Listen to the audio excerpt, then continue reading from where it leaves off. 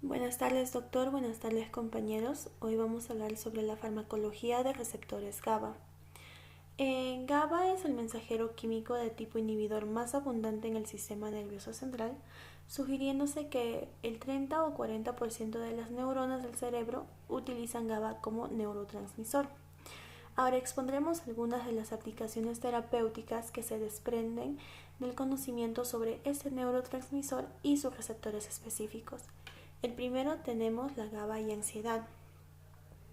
Los trastornos de ansiedad pueden surgir como resultado de una alteración en el mecanismo implicado en la regulación de las respuestas emocionales ante los estímulos de naturaleza amenazante.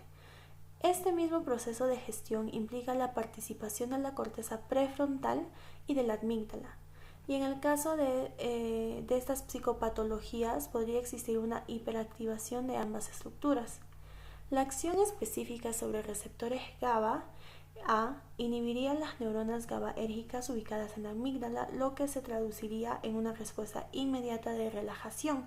Así, el uso de fármacos agonistas reduciría las sensaciones de hiperactivación autónoma que se asocian al miedo y la ansiedad. Y no obstante, es importante recordar que la ansiedad es un fenómeno complejo al que contribuyen tantos factores cognitivos como conductuales que no pueden ser aliviados si se opta por un tratamiento exclusivamente farmacológico. Esos problemas requieren una psicoterapia dirigida a promover la regulación de la vida efectiva y de sus consecuencias sobre distintas áreas de lo cotidiano. El segundo tenemos GABA y miedo. El neurotransmisor GABA es fundamental para comprender la experiencia de miedo. En humanos se ha observado que las situaciones de estrés persistente reducen los niveles de GABA en el córtex prefrontal medial, mientras que en modelos animales se ha demostrado que los agonistas GABA que se unen a sus receptores postsinápticos alivian la sensación de miedo y que los antagonistas la aumentan. También existen estudios sugerentes de que el GABA reduce el aprendizaje condicionado de miedo, de modo tal que se ve amortiguada la experiencia subjetiva para la emoción. Este fenómeno se ha comprobado en personas en tratamiento con benzodiazepinas y podría explicar la interferencia de esos fármacos en el proceso de exposición dirigido al abordaje terapéutico de las fobias. El tercero que tenemos es GABA y depresión. Existen datos sugerentes de que el GABA no solo se relaciona con la ansiedad, sino que también lo hace con la depresión mayor. Así, diversos estudios de neuroimagen evidencian una disminución de este neurotransmisor en regiones del cerebro concretas, así como en muestras de líquido cefalorraquídeo obtenidas por punción lubar. Ese hallazgo clínico es especialmente relevante en aquellos casos en los que los síntomas de tristeza conviven con nerviosismo o agitación. Pero de todos modos, los receptores que son sensibles a GABA, el GABA-A es el que se asocia con mayor intensidad a la depresión, aunque se desconocen los mecanismos específicos que pudieran subyacer a este vínculo.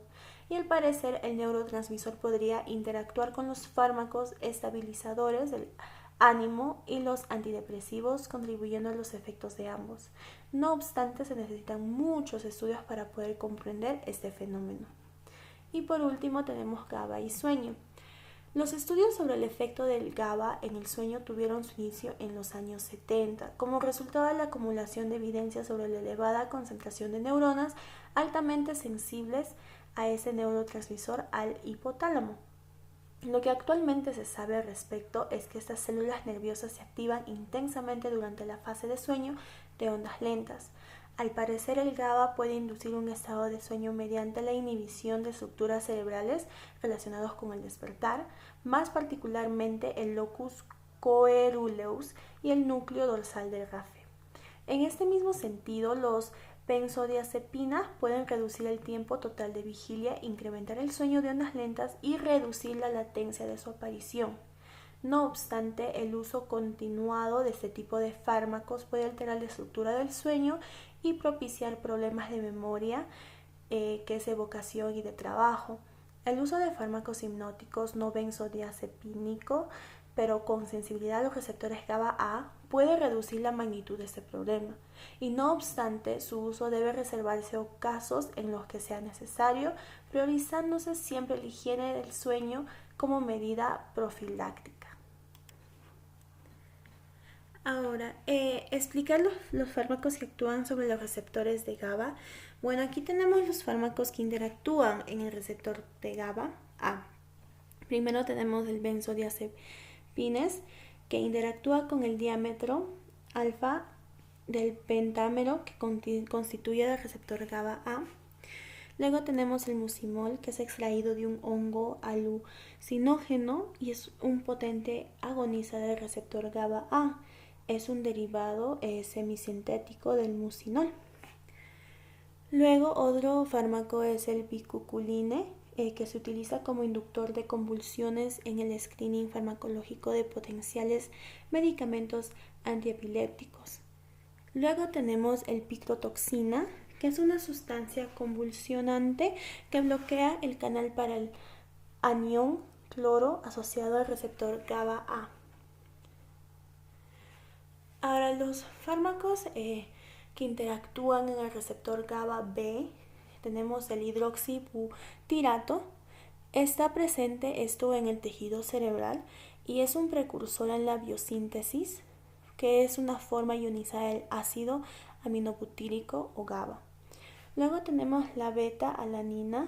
La beta-alanina tiene una distribución similar a la glicina y esto ejerce acción inhibidora de las transmisiones nerviosas a diferencia de la glicina. Y por último tenemos la glicina, o también llamada glicocola, que se halla presente a una concentración de 5 mc/mol por gramo en la materia gris de la médula espinal. ¿Cómo se da la síntesis del receptor GABA? Bueno, GABA se sintetiza por descarboxilación enzimática del ácido glutámico, que es un aminoácido, y la presencia de la enzima se usa para delimitar las vías de transmisión GABAérgica. Tras la liberación del neurotransmisor GABA al espacio sináptico, las moléculas son recapturadas por las neuronas presinápticas y los astrocitos adyacentes. Ahora, algunas sustancias inhiben este mecanismo de recaptación, entre ellas se hallan la guiasina, el nipecótico y tiagabina. Este último es un medicamento antiepiléptico. El GABA experimenta transaminación enzimática, que es el grupo amino que se transfiere al alfa-oxoglutarato, teniendo glutamato y hemialdehído succínico, oxidado finalmente hasta ácido succínico, donde la reacción es catalizada por la enzima GABA transaminasa localizada fundamentalmente en los astrocitos. Otro importante medicamento antiepiléptico, que es la vigabatrina, que inhibe esta enzima, que sería la GABA transaminasa. Ahora, ¿cuáles son los tipos de receptores para ese neurotransmisor GABA? Bueno, como pueden ver, tenemos tres tipos: receptor GABA A, receptor GABA B y receptor GABA C. El receptor GABA A, bueno, es una estructura compleja que incluye al receptor GABAérgico inhibitorio. Ahora, la GABA modulina bloquea inicialmente los receptores e inhibe el canal iónico de cloro inhibitorio. Esto va a una de las hélices que contiene histidina y arginina, las cuales repelan el paso de cationes por su carga, y sus diferentes subunidades pueden proveerles funciones diferentes.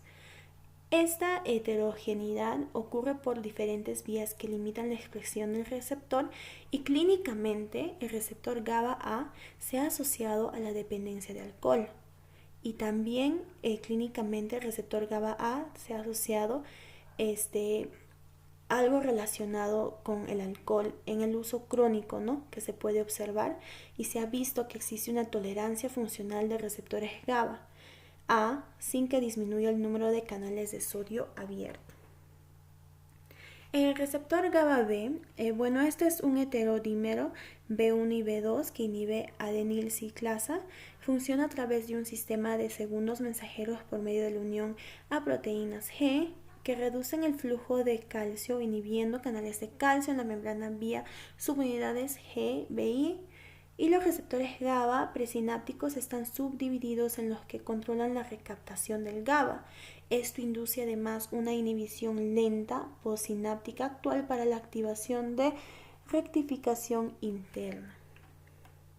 Y por último tenemos el receptor GABA-C, que es miembro de la superfamilia el 6-loop de los canales iónicos activados por ligando. La estructura de los receptores pentaméricos GABA se compone de subunidades P, y esas subunidades P tienen 4 dominios transmembrana. Y el dominio extracelular constituye el sitio de unión del GABA, donde el receptor GABA se expresa predominantemente en la retina. En consecuencia, juegan un papel importante en el control de la señalización visual de la retina, y la acción inhibitoria del receptor GABA es mediada por el canal de cloro cerrado.